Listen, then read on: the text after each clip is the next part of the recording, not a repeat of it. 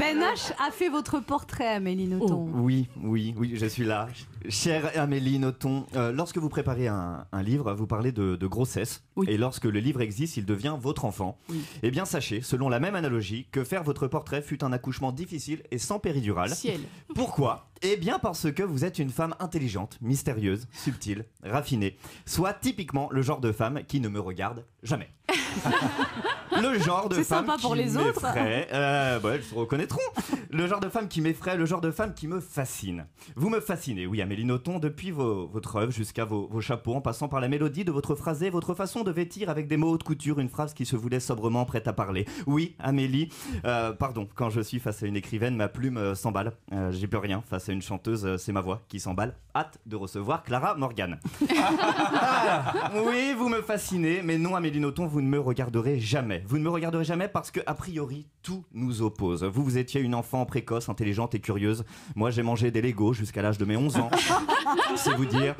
Vous êtes très proche de la culture japonaise, alors que moi, ma culture nippone se résume grosso modo au menu B4 et à Pikachu. Vous conservez tous vos textes non publiés, vous le disiez, car vous serez incapable de les brûler, dites-vous. Cela reviendrait à brûler vos enfants. Moi aussi, mes chroniques, c'est comme mes gosses, mais je ne conserve jamais celles qui ne sont pas publiées, parce que c'est Anne Romanoff qui les brûle directement.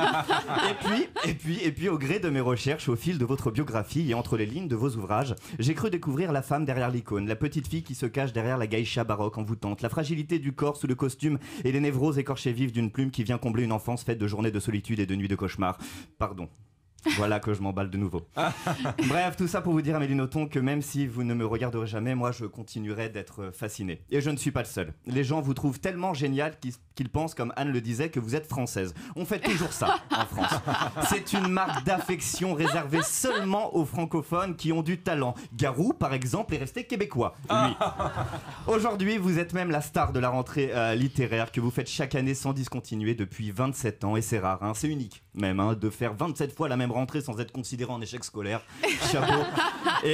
Et vous l'aurez compris, comme plein d'autres personnes à travers le monde, j'attends déjà le 28e bébé. Et d'ici là, bonne grossesse, mademoiselle Nothomb. Merci, bravo.